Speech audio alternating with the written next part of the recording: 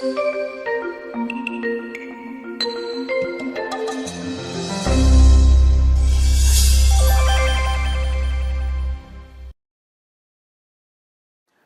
panahon na naman tayo ng Kapaskuhan. At kahit na iba-iba ang kalagayan ng sandaigdigan, patuloy pa rin ang pag-observe ng marami ng tinatawag nating Pasko. At pagka ganito na dumarating ang napakahalagang observance na ito, remembrance na ito ng isang historical event in human history, ang pagkapanganak kay Jesus, hindi maiwasan at dapat namang laging i-review. Ano ba talaga ang kahulugan ng pagkapanganak ni Jesus? Anong kahulugan ng siya'y dumating, siya'y paniwalaan, siya'y tanggapin? Yan talaga ang tunay na diwa ng Pasko, ang pagtanggap kay Jesus dahil siya'y dumating. Ano ang kahulugan niyan? At napakahalaga yung terminology na born again. Naging controversialized ang words na ito dahil kung minsan nagiging sanhi ng maraming mga pagtatalo, ng mga discussion. Pero ano nga ba talaga? Anong born again ang pinag-uusapan? Associated with being born again yung salvation. Yan ang common na linya na madidinig natin sa maraming mga tinatawag na nagso-soul winning. At associated sa pagiging born again, yung prayer of repentance, magdasal ka ng paghingi ng tawad, prayer of acceptance, pagtanggap kay Jesus, at madalas, formula na yan, at sasabihin pa na iba, repeat after me, say this prayer, and when you say it, pumikit ka, at tapos, mabuborn again ka na. Meron pang, raise your hand to accept Jesus. At matapos gawin ang mga ganito, biglang i-congratulate ka ng nagtuturo sa'yo, born again ka na. Saved ka na. New creation ka na. Ganun ba talaga yon? Yung na-born again ka na, tapos kung honest ka sa sarili mo, maraming beses na parang tuloy-tuloy pa rin naman yung mga dating tinatawag na sins. Tuloy-tuloy din ang guilt and fear, kaya lang nagiging underground. Kasi parang born again ka na, dapat di ka na nagkakasala. Born again ka na, wala ka na dapat takot, wala ka na dapat guilt. Pero paano kung nandun pa rin? Ikinukubli, itinatago, nagkakaroon ng hypocrisy.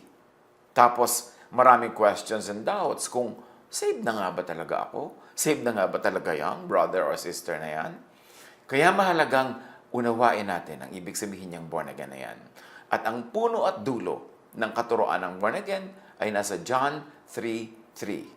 Jesus replied, "Very truly I tell you, no one can see the kingdom of God unless they are born again." Ayun, si born again. Anong born again? John 3:3, himahimayin natin, and if I may add, ang pampadagdag ng pangunawa, ang ating idadagdag na perspective will be in another color from the verse itself at naka-italic, nakahiga yung mga letra para alam natin ito yung mga suggested explanation of the verse. John 3:3, you must be born from above, sabi ni Jesus. Sabi sa NIV, you must be born again. At sabi sa Contemporary English Version, you must be born from above, which is from another dimension. You must be born in a higher way. Hindi yung you must be born again physically. Hindi naman pwedeng physically ipanganak na muli. So may ipapanganak na muli, ano yon? Pero yung paraan ng pag-usapan natin muna. Ano ang paraan ng pagkakapanganak na muli? From above. From another direction and dimension, in another way, aside from the usual physical way. So, you must be born from above before you can see God's kingdom. Or before you can experience God's reign, which is really peace and rest.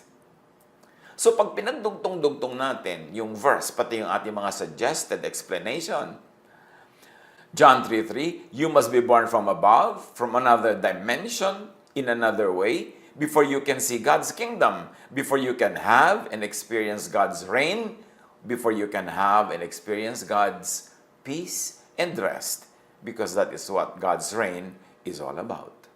Sa Tagalog, sumagot si Jesus, tandaan mo ang sinasabi kong ito, malibang ipanganak na muli, at ang ating suggested reading dyan, malibang magbagong loob, mag-iba ng takbo ng isip, Ang isang tao, hindi niya makikita ang paghahari ng Diyos. Hindi niya mararanasan ang pahinga at kapayapaan ng loob na bunga ng paghahari ng Diyos. So atin uling basahin for appreciation sa Tagalog.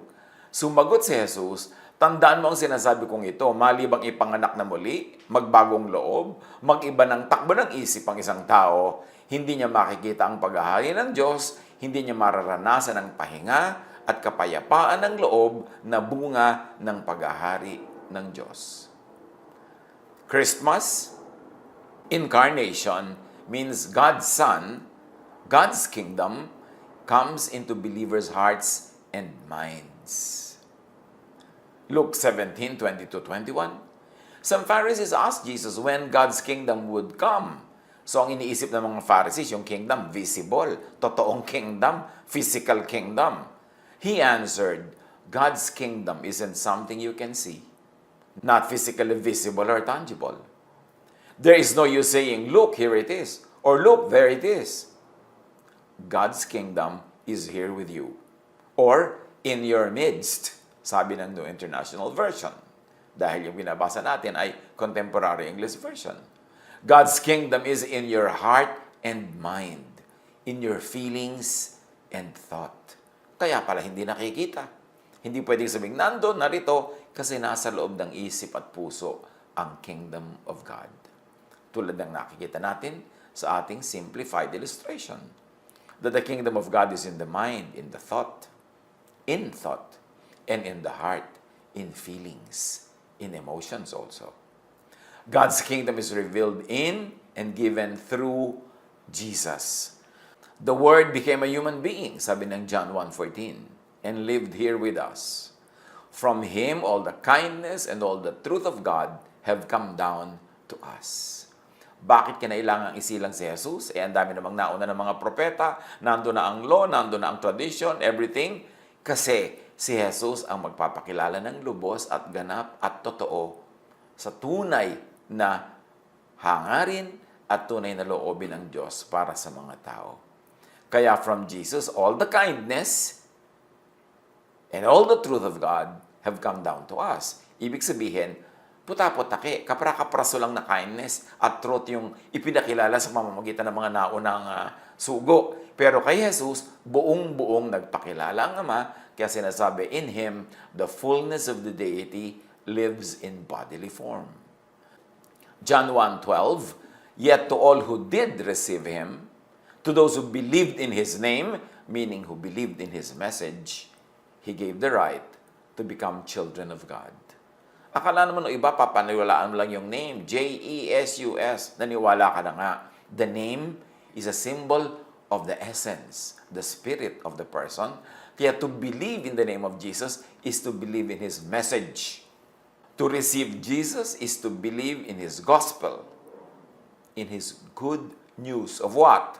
Of deliverance, of freedom from the law and judgment. Lagi natin sinasabi, gospel, good news. Ano ang good news? That Jesus came to set people free from the law and from judgment. That people can be saved from the law and from judgment, which means from sin, because the law makes them sinful. That's why they will receive judgment.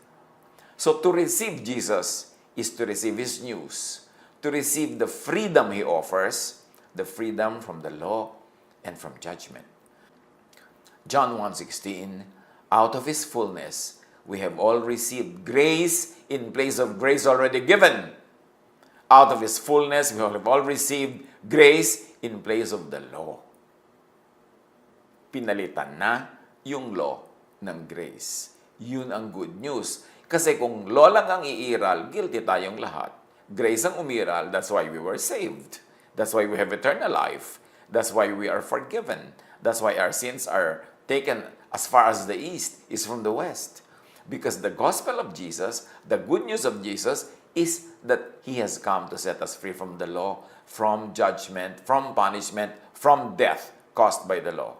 To believe in Jesus, to believe in His name, to receive Jesus, is to receive that message intellectually and emotionally.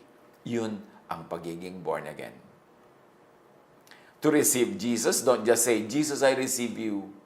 Ang daming gumagawa niyan. Pagkatapos, later on, nagda-doubt kung nag-receive nga ba sila kasi wala naman nagbago sa kanilang isip at emosyon. Walang nagbago. Kung minsan may parang honeymoon period lang pero nagwe-wear off din. To receive Jesus, first understand His message of love and grace so that you can receive it. How can you receive something you don't understand? So dapat, okay, i-receive ko si Jesus. Ano bang message niya? Ang message niya, ang good news niya ay, He has come to set you free from the law. Pinalitan na ng grace ang law. Natatanggap mo ba yun? Naniniwala ka ba doon? Pag naniniwala ka doon, doon ka nasisilong sa grace, hindi na sa law.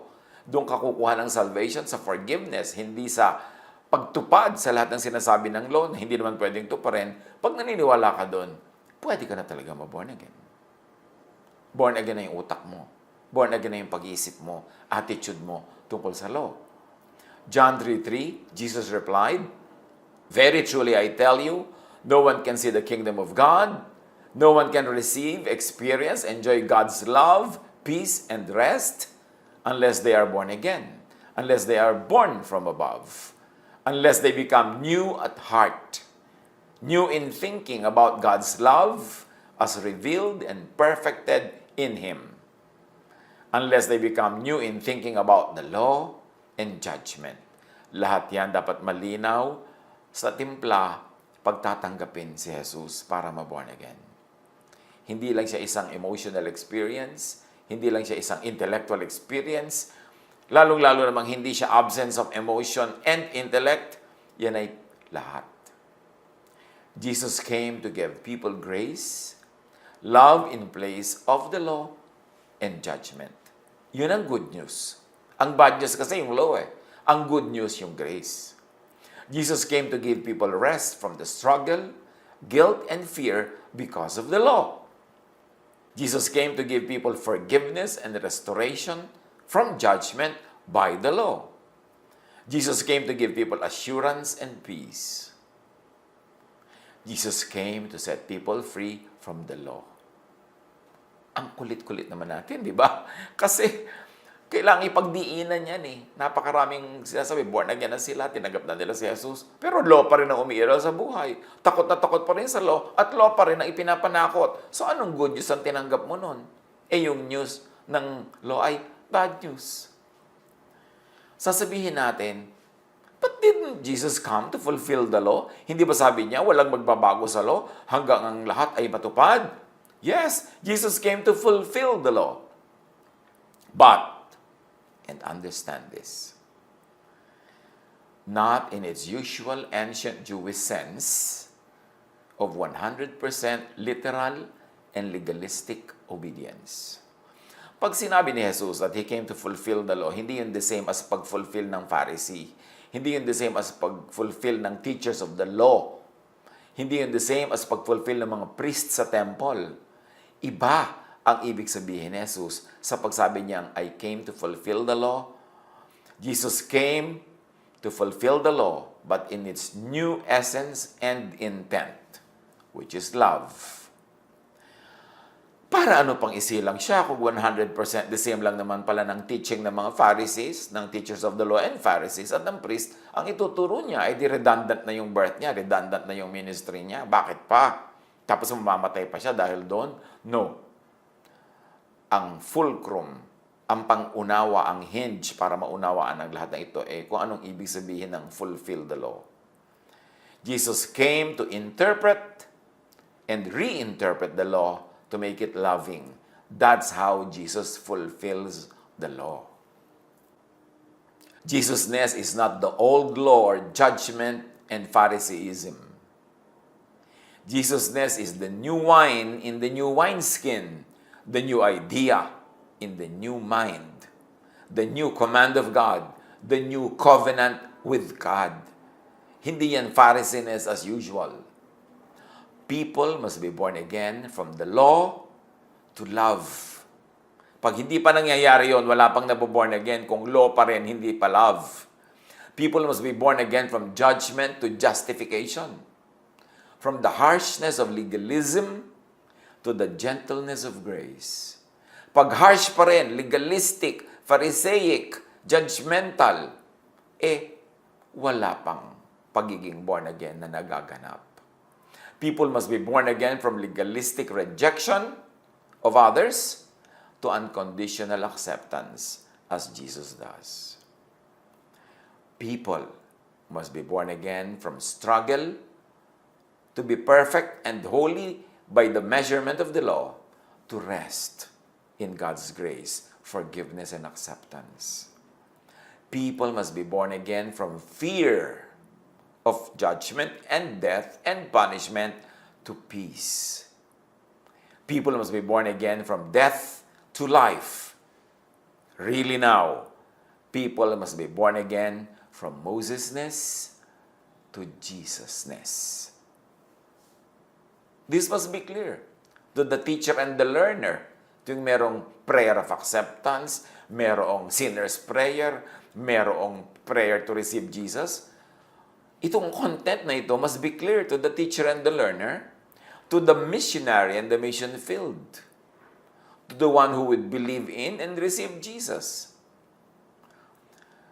Lead people into freedom in Jesus, not into more bondage to the Jewish law. Kasi maraming nangyayaring ganyan eh. Aakayin mo ang isang tao para ma-born again, para mag-Bible study, para tumanggap kay Jesus. Tapos dadalin mo lang pala sa Pharisees. Ang liit-liit nung kay Jesus na pupuntahan, ang laki-laki, Phariseeism pa rin, judgmentalism pa rin, condemnation pa rin, guilt and fear pa rin. Anong na-born again doon? Lead people into rest and peace in Jesus' because that is the promise of Jesus.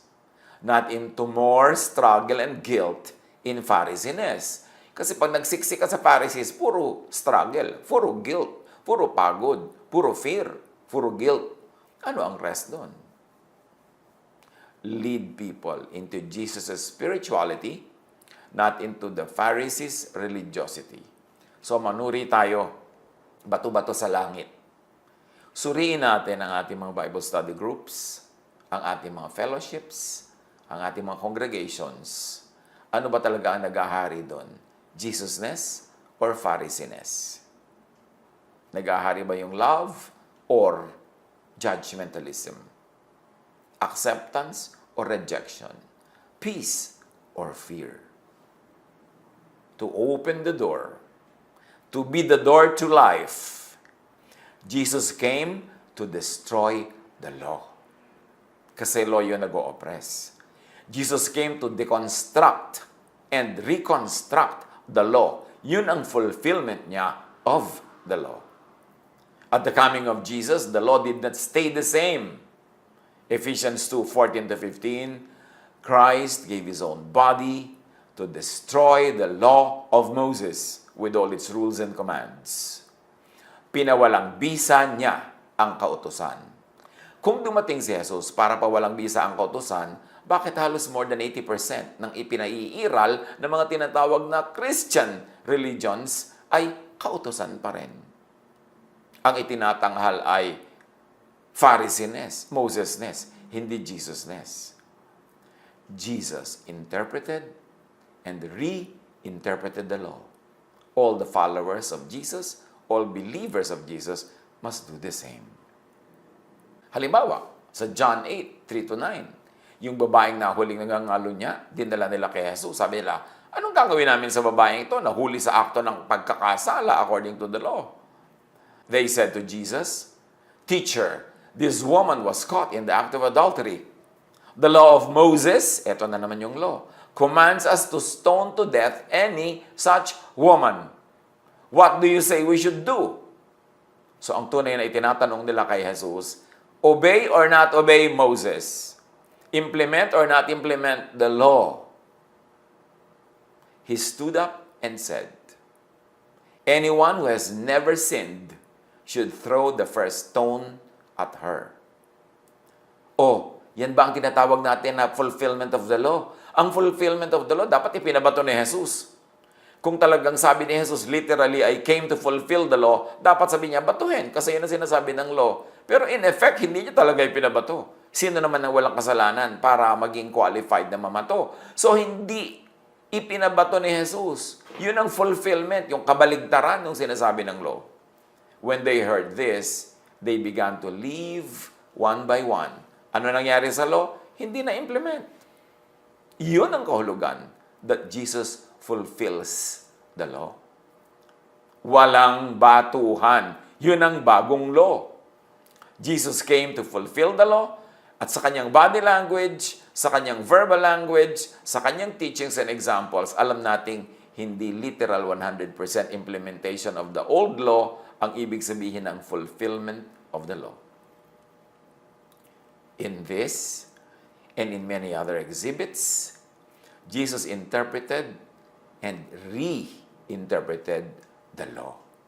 At yan din ang dapat gawin ng mga tunay na nananalig kay Jesus.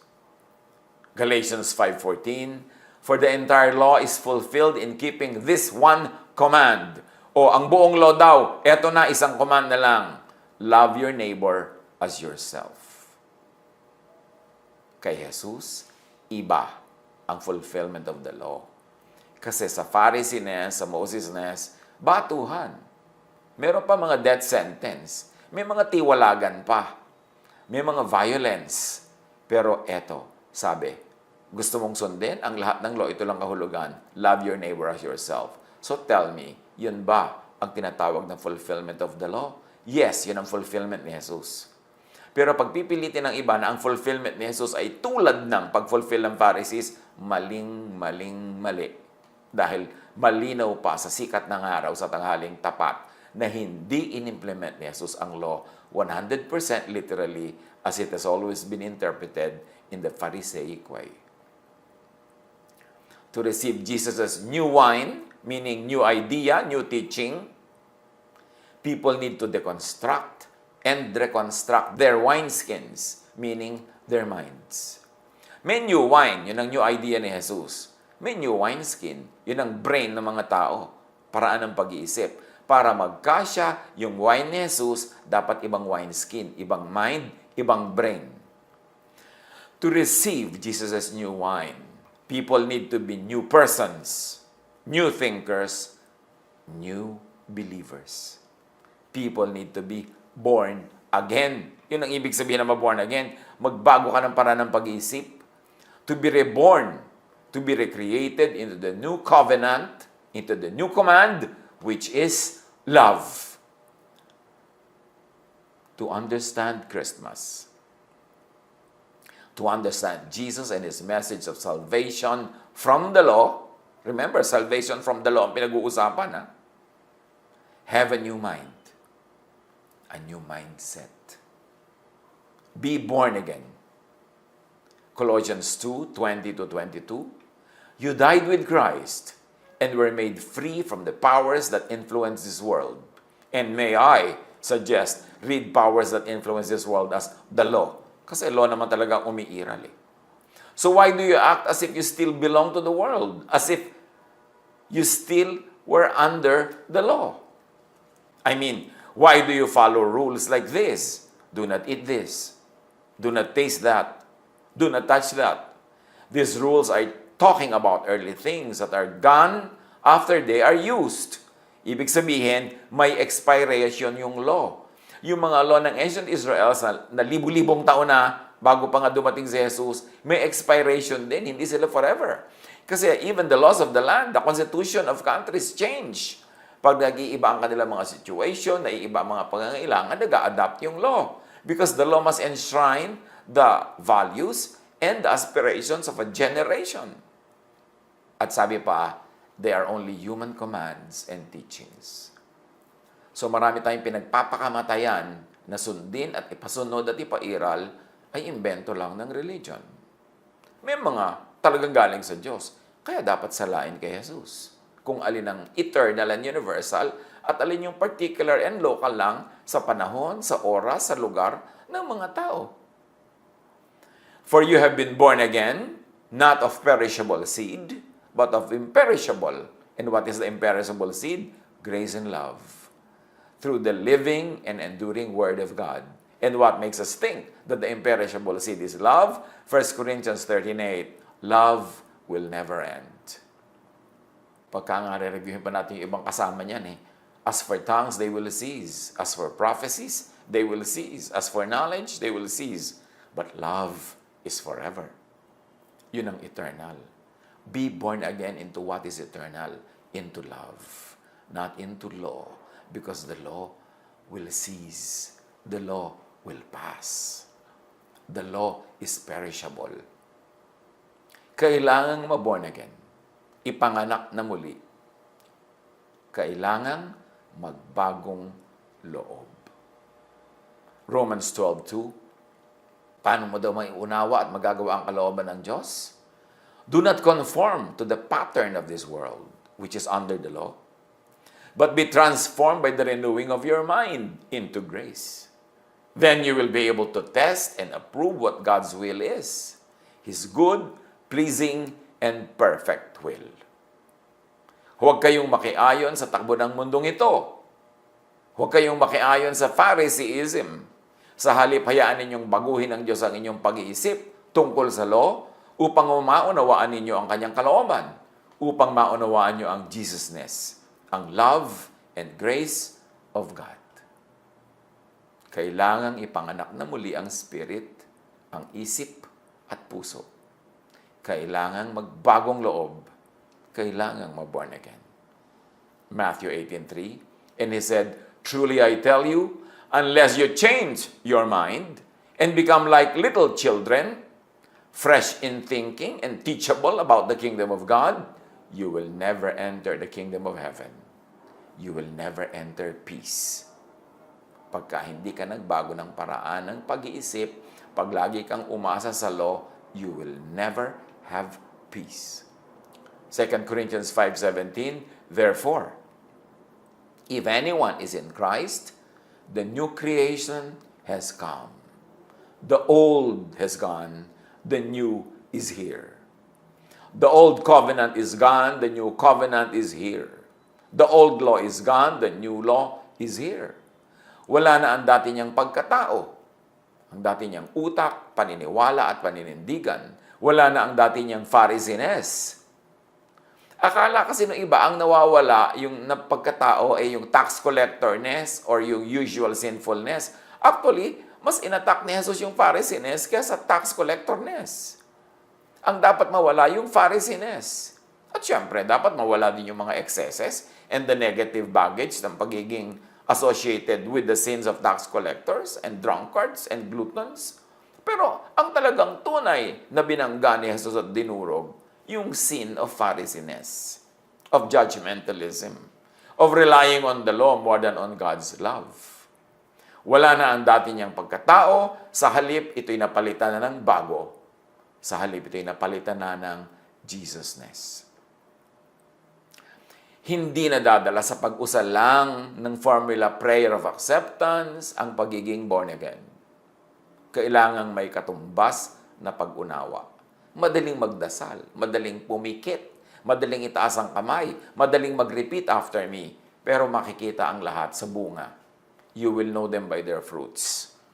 Gaano karami sa sinabing na born again, napa-born again, napatanggap, ang nagkaroon talaga ng kapayapaan, kapahingahan, at bagong pagkatao, bagong pananaw tungkol sa Diyos. Kailangang uminom ng new wine.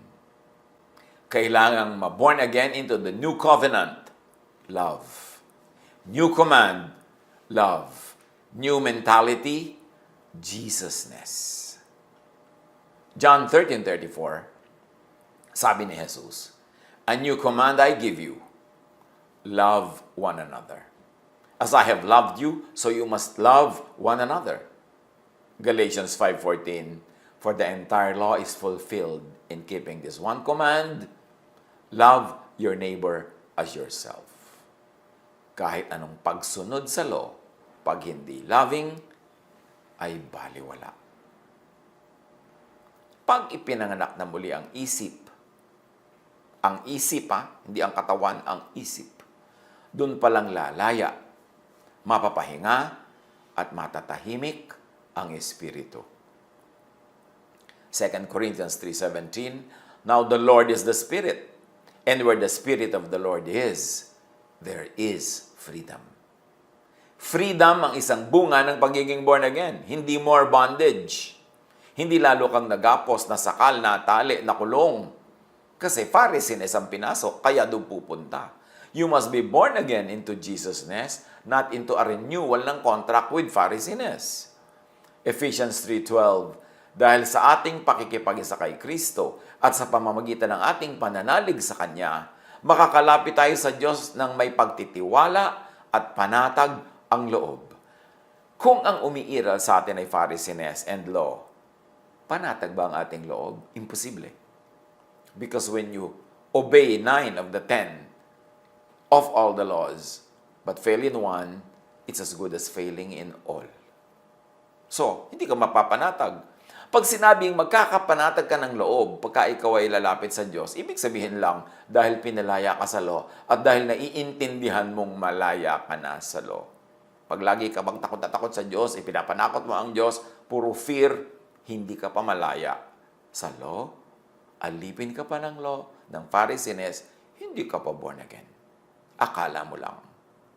Pag ipinanganak na muli ang isip, doon palang magkakaroon ng tunay na Pasko, ng kaligtasan from the law, ng kingdom of God in one's heart, ng peace and rest. Nung isinilang si Jesus, Luke 2:13-14, suddenly a great company of the heavenly hosts appeared with the angel praising God and saying, "Glory to God in the highest, and on earth peace to those on whom His favor rests." So peace.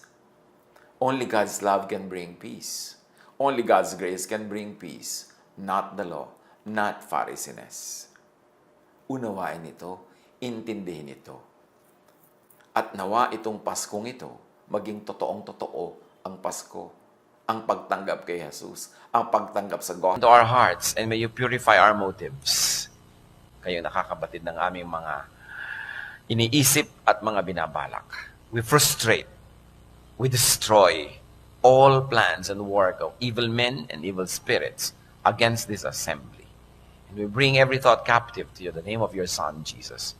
So, Father, sit on your throne of power. In the name of Jesus, we reject all work of the devil, and we want you, Holy Spirit, to infill us, empower us, to teach us. Give us the capacity to understand, and then to exemplify your word to the world. In Jesus' mighty name we pray with thanksgiving. When problems can become blessings. Kaya po siguro matapos ang ating pag-aaral na ito, yung mas marami mga problema, mas blessed uuwi. Problems can become blessings when they teach us about our mortality and limitations. Madalas ang tao, pag walang suliranin, if everything goes well, nagiging mayabang, palalo, akala natin, kaya na natin lahat, kaya na natin kahit sino, kahit ano. Pero pag nagkakaroon mga suliranin, muli nakikita natin yung mga bakod na hangganan ng ating magagawa. Hangganan ng ating kakayanin sa buhay.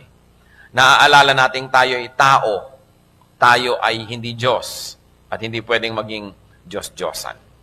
Psalm 22 verses 19-21. But you, O Lord, be not far off. O my strength, come quickly to help me.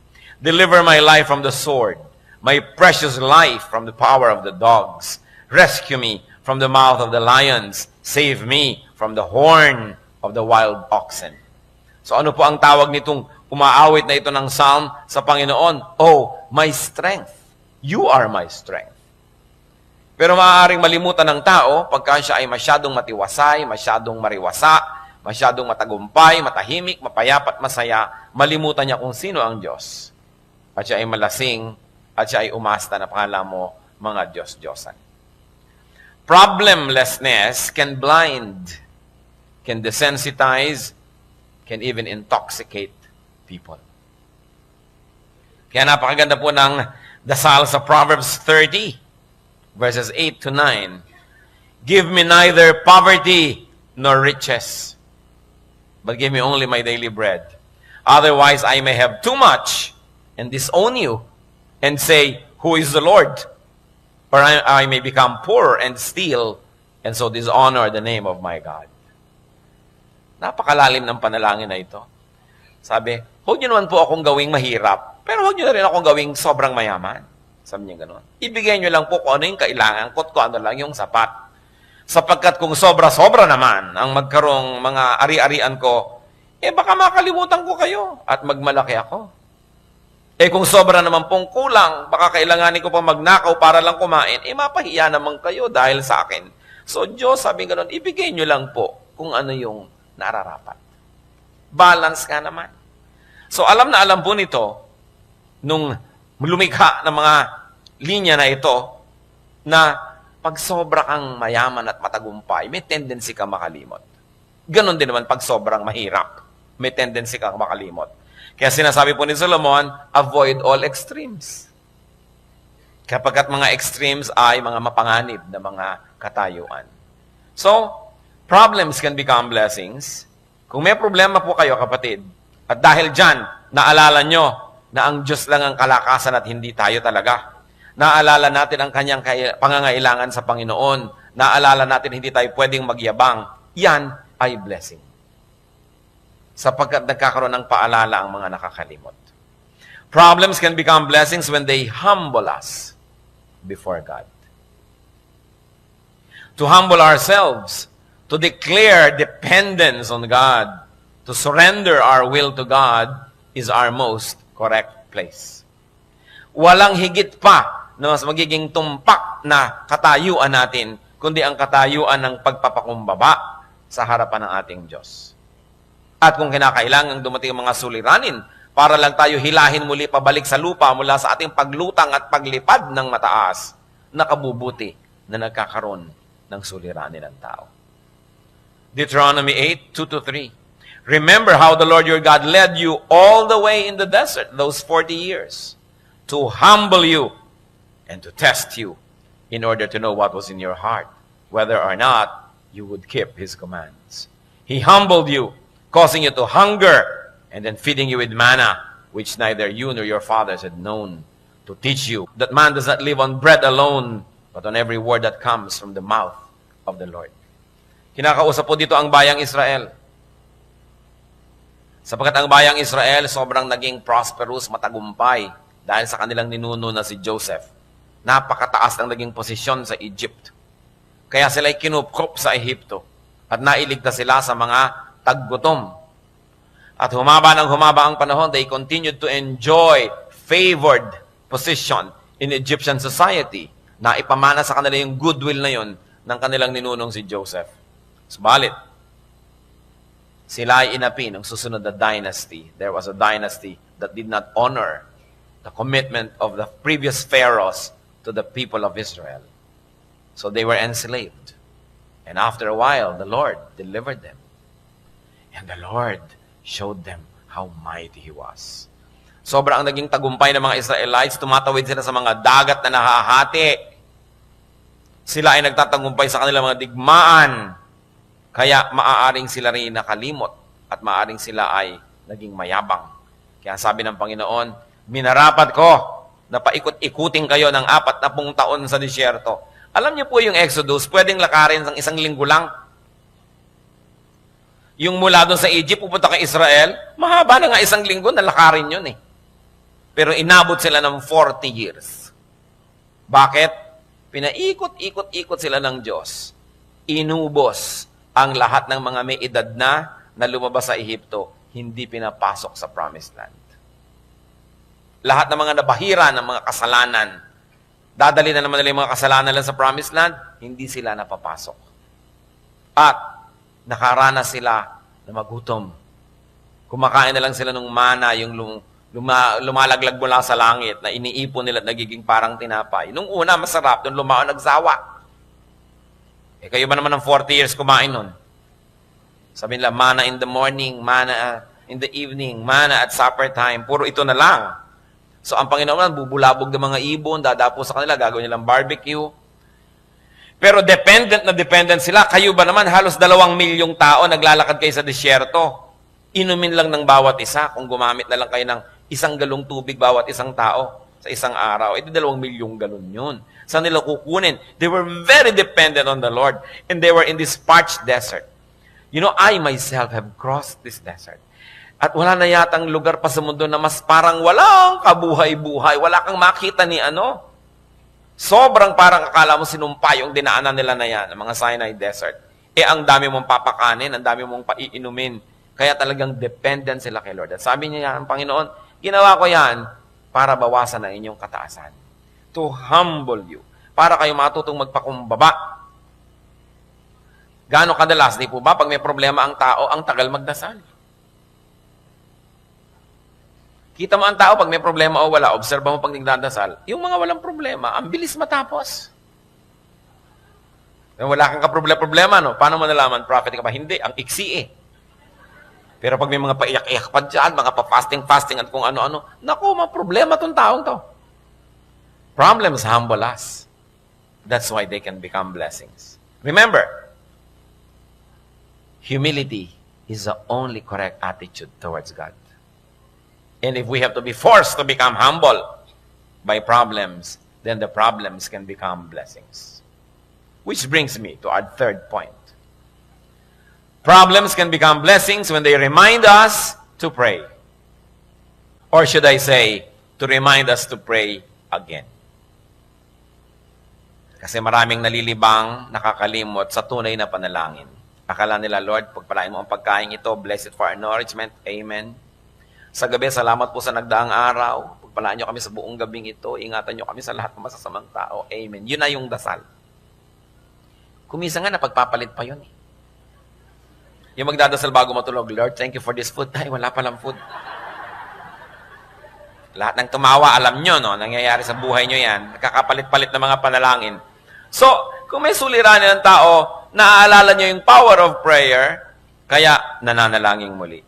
Kaya ang sabi sa Philippians 4, 6-7, do not be anxious about anything, but in everything, by prayer and petition, with thanksgiving, present your requests to God. And the peace of God, which transcends all understanding, will guard your hearts and your minds in Christ Jesus. So, kanino ito ipinapaalala? Siyempre, sa mga anxious. Kaya sabi, do not be anxious. Sobra ka ngayong balisa kasi may problema ka eh. So, naaalala nating manalangin. Problems can become blessings when they remind us about our sin and stop us from sinning. Pag sobra na dilubyo ang kumukubakob sa isang pamilya, nagmi-meeting na, hoy, ano bang mga kasalanan natin, i-give up na natin sa Panginoon. Pag sobra na mga hirap ang dinaranas ng mga churches at Christian organizations, o magre-revival worship, magre-revival meeting, ibubulala sa mga kasalanan, ihingi ng tawad, kasi naaalala ang kasalanan pag may mga problema. At ang isa sa mga pinakamapanganib na kalagayan, yung may mga kasalanan, tapos parang walang problema. Yan, mapanganib yan. Kung alam nyo na may kasalanan kayo at nabubuhay kayo sa kasalanan, tapos everything is okay, meron kayong pera, meron kayong health, meron kayong wealth, and meron kayong respectability and prestige, aba, mag-ingat-ingat kayo. Sinasabi rin sa Bible, they are fattened for a day of slaughter.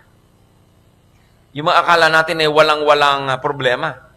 Kaya ang mabuti pa, kung meron talagang kasalanan, tapos all is well, maayos ang buhay, malusog ang katawan, tahimik ang pamilya, mayroong kinakain, may kasaganaan, aba, pagsisihan na yung kasalanan. Huwag nyo nang antayin, natanggalin lahat yan, ligligin kayo, kalug-kalugin, at pagkatapos para lang tayo, suko na Lord, suko na. Pinakamabuting isuko na agad. Kaya siguro ganyan ang ginawa ng gobyerno noong panahon ng Hapon. Sapagkat walang ilaban ang ating government forces ng Amerika dito sa mga Hapon noong Second World War, dahil nadurog na yung kanilang fleet doon sa Hawaii. Anong ginawa?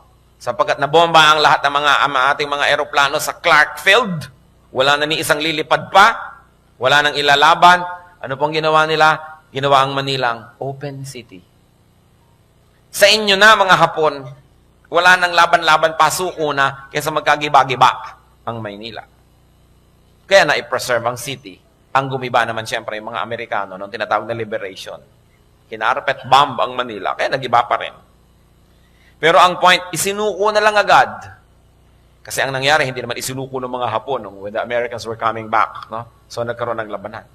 Gusto niyo bang wag na magkagutay-gutay? Wag na magkagiba-giba, magkasira-sira? Sumuko sa Diyos.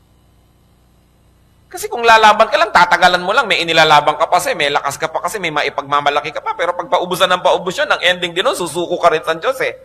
Sumuko na habang maaga para maiwasan na ang sobrang mga hapdi at sakit sa buhay. Problems can become blessings when they bring us back to God. Bihira naman yung taong sa kariwasaan, sa kasaganaan, sa kasiyahan, doon naghanap sa Diyos. Meron nun, pero bihira. At napakaganda naman ang kalagayan ng ganong tao. Sa kariwasaan, sa kalusugan, sa kasiyahan, naghahanap pa at Diyos ang hinahanap. Yun ang talagang sobra-sobrang blessing. Best of both worlds. Pero 99.9% ng mga taong nakakatagpo sa Diyos, yung mga nagkaroon ng malubhang sakit, yung mga sobrang naghirap, sobrang nagkalugmok-lugmok sa buhay, napahiya, o kaya natakot, o kaya yung katawan niya tinira ng masasamang espiritu. So sa takot na lang niyang manatili, yun ay talagang dali-daling tinanggap si Kristong Panginoon at tagapagligtas. So karamihan ng mga tao, nakikilala nila ang Panginoon dahil may suliranin sila. Dahil sa kanilang kahinaan. At yung mga Kristiyano naman na naliligaw at lagi pang nagbabackslide, napapabalik sa Diyos dahil nabubugbog ng kutakot-takot na problema. In that case, such problems can become blessings. When they bring us back to God, to godliness, to our godly vocation, and to our ministries. Napakasarap po mga kapatid, na sa oras ng kasaganaan, kasarapan, kaginhawahan, kalakasan, kasaling-kasali ang Diyos sa ating buhay. Siya ang hinahanap natin, inuuna pa natin. At alam niyo, may mga kilala po akong ganyan. Mga tao na by the standards of the world, they have everything. Pero lagi pa rin at lagi na Diyos ang hinahanap. Kaya hindi naman lalo mapatid-patid ang mga pagpapalang dumarating sa kanilang buhay. Hindi naman sila siyempre exempted sa mga dumarating din mga pagsubok at mga hirap. Pero overwhelmingly, bigger than their problems, yung blessing. At kitang-kita nila yon. It is important. That problems can bring us back to God from our selfish pursuits. Kaya yung mga nawawala sa churches, yung dati nagsaserve, nawawala, yung mga dating active, nawawala, kadalasan, ang nagbabalik sa kanila sa church, problema. Hindi yung sarap ng buhay. Habang masarap, nakakalimot eh. Kaya nagiging blessing. Luke 15:14 to 18. Yun pong alibughang anak na kinuha ang kanyang mana sa kanyang magulang at winaldas kung saan at nung maubos at nagugutom, after he had spent everything, there was a severe famine in that whole country and he began to be in need. So he went and hired himself out to a citizen of that country who sent him to his fields to feed pigs. He longed to fill his stomach with the pods that the pigs were eating, but no one gave him anything. When he came to his senses, he said, "How many of my father's hired men have food to spare, and I here am starving to death? I will set out and go back to my father and say to him, Father, I have sinned against heaven and against you." Bakit itong anak na ito na nakalimot sa kanyang ama at naglayas at namuhay nang akala mo'y wala nang bukas pa sa kanyang paglustay ng minana niya sa kanyang magulang, bakit naisipang bumalik? Kasi nagutom, kasi nahirapan, kasi nasaktan. Marami. Kailangan pang yun ang maganap para bumalik sa Diyos. Kaya nga po magandang paalala mga kapatid, kung tayo napapalayo, huwag nang hintayin itong ganito. Magkusa na tayong bumalik. Napakainam na paalala. At kung talagang may suliranin na, huwag na tayong magpilit pa na sundin yung kagustuhan natin, lumabag tayo sa Diyos, kundi sundin na natin ang kalooban ng Panginoon. Problems can become blessings when they lead us to discover God. Kung hindi pa tayo Kristiyano, wala pa tayo sa Panginoon, nagiging Kristiyano tuloy tayo. Or kung Kristiyano na tayo, then we rediscover God. Or we discover blessings and dealings of God that we have not discovered before. Problems can lead us to discover who God really is. And more than that, who God can really be. Sa 2 Corinthians 7, 9 to 10. Yet now I am happy, not because you were made sorry, but because your sorrow led you to repentance. For you became sorrowful as God intended, and so were not harmed in any way by us. Godly sorrow brings repentance that leads to salvation and leaves no regret. But worldly sorrow brings death. So yung godly sorrow is important. Nalulungkot ka dahil nakakalabag ka sa kagustuhan ng Diyos. Nalulungkot ka dahil nalalayo ka sa Diyos. That is godly sorrow. Sabi niyo, good. It's good to be sorrowful because that will lead to repentance. Eh kung lagi ka lang happy, lagi kang lasing, lagi kang tawa ng tawa, baka walang lugar ang Panginoon. So, problems can become blessings when they make us sorrowful to the point that we look up only to God for deliverance. Dahil ang tatawag sa Diyos ay hindi niya kailanman tatanggihan. Kaya mahalagang matutong tumawag sa Diyos. Problems can become blessings when they reveal to us hidden or undiscovered God-given grace.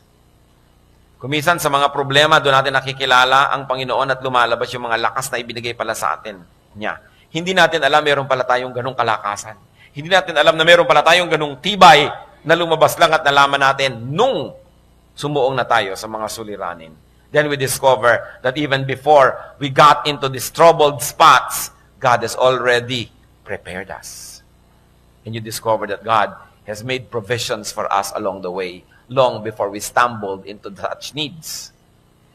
Kaya ang sabi sa 2 Corinthians 12:9, but He said to me, my grace is sufficient for you, for my power is made perfect in weakness. Therefore, I will boast all the more gladly about my weaknesses, so that Christ's power may rest on me. Yung mga kahinaan natin, nadidiscover natin, why did we survive? Why do we go through this and that? Dahil lang sa Panginoon. So siya talaga ang nagpupuno ng ating mga kulang. Therefore, nadidiscover natin ang grasya ng Diyos. Na kung hindi pa tayo nagipit, hindi natin malalaman. May ganun pala. Problems can remind us to claim God's promises. Alam niyo mga promises ng Diyos, napakamahalaga, lalong sa mga namang problema. Ay, may salita pa lang ganyan ng Diyos, i-claim ko. Salamat na lang, may pangako pala siyang ganon. Psalm 119, verses 147 to 148. I rise before dawn and cry for help. I have put my hope in your word. My eyes stay open through the watches of the night, that I may meditate on your promises. So, kailangan alam na natin yung promises ng Lord bago dumating yung mga problema sa uluin, pag-aralan, para pag dumarating, nakiklaim natin agad at tayo na i-strengthen. Ang mga taong nangihina ay dahil lang nadadaya. Sapagkat ang mga anak ng Diyos ay hindi dapat manghina kung di natin malilimutan kung sino ang Diyos. At hindi tayo madidisconnect sa Kanya. But the moment you forget who God is, you become weak. The moment you get disconnected, no matter at varying degrees of disconnection, you become weak. So pag may tao nagsasabing, alam nyo, napaka-weak ko, isa pang problema, hindi ko na kaya, wag muna, ayoko makinig, hindi ko na kaya. You have become weak. You've got to look into yourselves. There must be some disconnection because God is power. So ayaw mong umilaw, siguro hindi nakasaksak doon sa plug. Kailangan isaksak. Eh bakit nakasaksak na ayaw pa umilaw? Pundido. Kaya kailangan ayus-ayusin ang buhay para umiilaw pag isinasaksak sa kuryente. Ang Lord yung source ng power na yon. Hindi bagay sa mga anak ng Diyos na maging mahina sapagkat ang Diyos ay malakas. So, etong Diyos ko, siya ang aking tagapagligtas, tapos ang itsura mo. Bakit ka ganyan? Lupaypay. Ganyan ba itsura ng Diyos? Hindi. Ba't ganyan ka? Surely, there is something that went wrong along the way. At ano yon? More often than not, it is sin. May kasalanan. Kaya nangihina. So problems can become blessings when they show us what's really important in life. Kumisan kasi pag nagkakaproblema, doon lang lumilinaw kung anong mahalaga. Parang ganito. May sunog. 3 kilo lang ang pwede niyong madala. Ano ang dadalhin niyo? Doon lang magiging malinaw kung alin talaga sa mga ari-arian niyo ang tunay na mahalaga. Siguro naman, hindi niyo nadadalhin yung hindi niyo dadalhin? Hindi niyo dadalhin isang kabang bigas. Siguro hindi niyo nadadalhin yung bangko. Hindi niyo nadadalhin yung mga inipon yung pagkarami-rami siguro mga lumang tsinelas na hindi niyo maitapon-tapon. Kadalasan pag may sunog, ano lang bitbit ng mga tao? Yung mga photo album nila. No? Yung ikinasal sila mag-asawa, batang-bata pa sila. Dala-dala nila yung mga frame na yon. Kung ano yung mahalaga sa'yo, yun lang ang dala mo. Kasi luminaw sa'yo, nung konti na lang ang pwede, kung alin talaga ang mahalaga. Ngayon, pag may problema ang tao, everything else fades sa sidelines eh. Ano ba talaga yung mahalaga? Kung minsan kita mo yung mga sobrang mga posturyosa, pagka nagkaroon ng sobrang mga sakit, hinaharap ka na rin niya kahit wala siyang kilay. Kasi nalimutan na niya yung tungkol sa kilay-kilay, may nararamdaman siya eh. So hindi na yun mahalaga. Konti na lang ngayon mahalaga, ano ba talaga? Pero meron naman talaga, naghihingalo na, ayaw pang pakita, make-up muna, make-up. Meron! No? May dadalawin ka, ayaw pa po kayo papasukin, sandali lang po at nagme-makeup. O sige, kahit matagal. So ano ba talagang mahalaga sa'yo? Importante. Pag may problema, lumalabas ko anong mahalaga. Pag nawawala na halos ang lahat at wala nang matitira, Psalm 119, 67 to 68. Before I was afflicted, I went astray. But now, I obey your word. You are good, and what you do is good. Teach me your decrees. Sabi niya, bago ako nagka-problema, ligaw na ligaw ako. Pero ngayon nagka-problema na ako, alam ko na kung ano importante. I obey your word. Yun ang importante. So when we are saddled and overcome by so much problems, we remember what really matters, and that is obedience to God. So sumusunod tayo ngayon. Nagiging blessing. And problems can become blessings when they reconnect us to people. Kung minsan merong mga kamag-anak, hindi sila nag-uusap, hindi sila nakikita-kita, pero nagkaroon ng malubhang sakit si ganyan, si ganon, may namatay na ganyan, nagkita-kita rin, nag-reconnect kasi may problema eh. Kung ba't naman inantay pa na magka-problema para lang magka-reunion? Sana nauna na nun. May mga magulang, isinumpa-sumpa si anak, no? Dahil nagpakasal kay ganito. Hindi makapanik-panik si anak sa bahay nila. And I'm telling you a true story. Dalagitan na yung anak nung mga nagpakasal eh, hindi pa rin nakakaakyat sa bahay nila. Pero nung naghihingalo si magulang, ipinatawag din. Nagantay pa magka-problema para lang sila mag-reunion. Eh kung nag-aaga ba naman, edi mas marami sanang kasiyahan. Pero at least, nagka-reunion pa rin kasi nagka-problema. Kaya ano pong sabi nitong tao na lumaya sa kanyang ama nung happy days, nung sobrang naghirap, Luke 15, 18 to 20, I will set out and go back to my father and say to him, Father, I have sinned against heaven and against you. I am no longer worthy to be called your son. Make me like one of your hired men. So he got up and went to his father. Kung hindi naubos ang pera, kung hindi naghirap, di maaalala na may kasalanan. Nakabuti kung gayon na siya ay naghirap. Nakabuti kung gayon sapagkat yung hirap niya panandalian lamang. Nung siya'y matauhan at bumalik siya sa kanyang sarili, anong nangyari? Napaayos uli ang kanyang buhay. Sapagkat nung bumalik naman siya sa kanyang amay, siya'y tinanggap, sinuotan ng balabal, ng singsing, ng sandalyas, at ipinagpista pa dahil siya'y umuwi. Kailangan pa bang mangyari ito sa ating buhay? When faced with a problem, do not just seek the easy way out. Turn your problems into blessings. How do you do that? By reviewing your relationship with God, with others, and with yourself. By reviewing your uprightness and spirituality.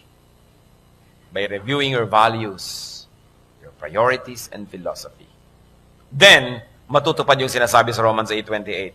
Everything that happens is a blessing to those who love God and are called according to His purpose. Or whatever version you have, it's the same idea. Ang anumang nangyayari ay nagiging pagpapala sa mga umiibig sa Diyos.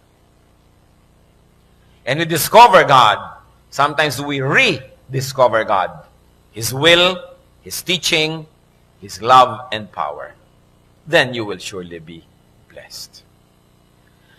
At yung solusyon dun sa original na problema, nagiging na lamang na extra benefit. Sapagkat ang tunay na naging benefit, nanumbalik sa Diyos.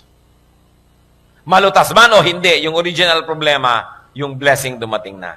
Sapagkat ang mahalaga, laging bumalik ang init ng ating pakikipag-ibigan sa Diyos. Kayo po ba may mga suliranin?